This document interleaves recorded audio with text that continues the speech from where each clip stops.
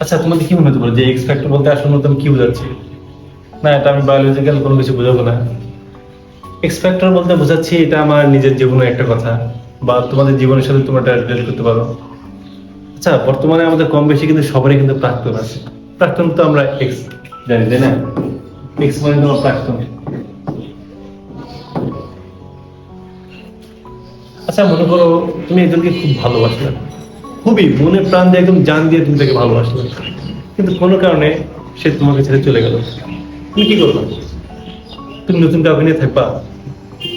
বা তোমার কাছে মনে হয় যে তোমার ব্রেকআপ হয়ে গেছে, একটা মেয়ে তোমাকে ছেড়ে চলে গেছে, তুমি নতুন আরেকজনকে নিয়ে সুখে থাকতে পারবা? তোমার কাছে মনে হয়? বাট আমি তো এটা মনে করি না। আচ্ছা, জীবনটা কি এমনই যে এত সহজ যে আমার জীবনে একজন এলো, সে চলে গেল, তাকে ভুলে গেলাম, নতুন আরেকজনের সাথে সম্পর্ক চলে গেলাম, এত সহজ সবকিছু? আমার ক্ষেত্রে যেটা মনে হয় যে ঠিক আছে, আমার একটা প্রেম ছিল, কোনো কারণে ব্রেকআপ হয়েছে, সে চলে গেছে।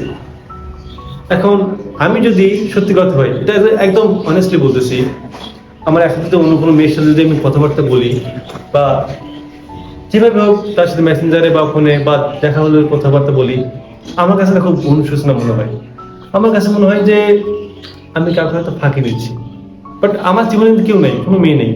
বাট আমার কাছে কেমন যেন মনে হয়, বাট অদৃশ্য একটা জিনিস আমাকে রিমাইন্ড দেয় যে আমি হয়তো কাউকে ফাঁকি দিচ্ছি।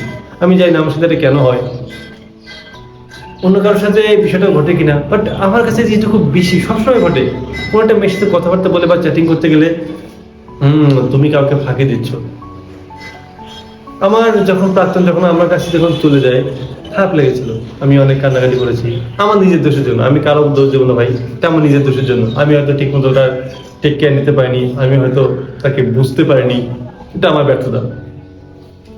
বাট আমি তাকে অনেক বুঝিয়েছি, প্লিজ আমি আগে থেকে ভালো হয়ে যাবো, তুমি যেটা বলবে সেইভাবে। সে কোনো কথা শুনেনি।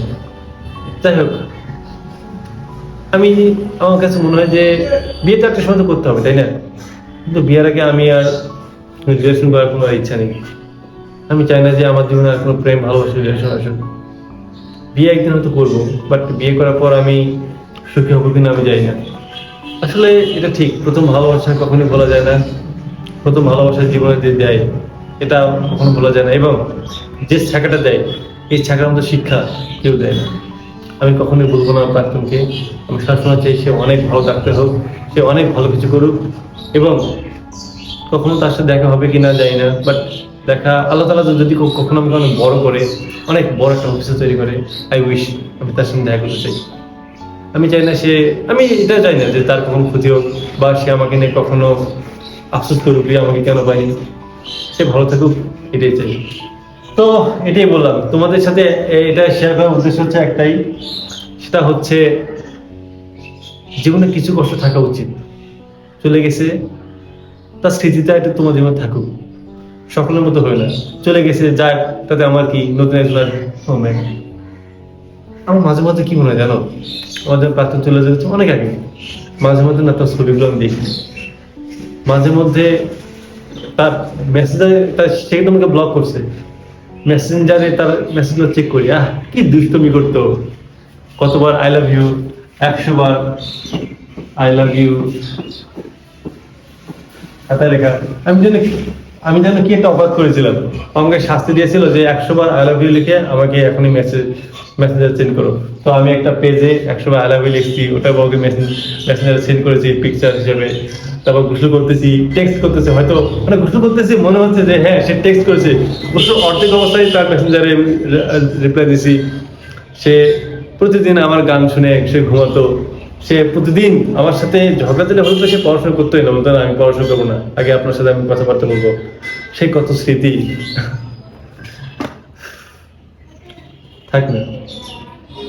কিছু ভালোবাসা গোপনে থাকা ভালো, কিছু ভালোবাসা হারালেও একটা স্বস্তি পাওয়া যায় যদি সে ভালো থাকে।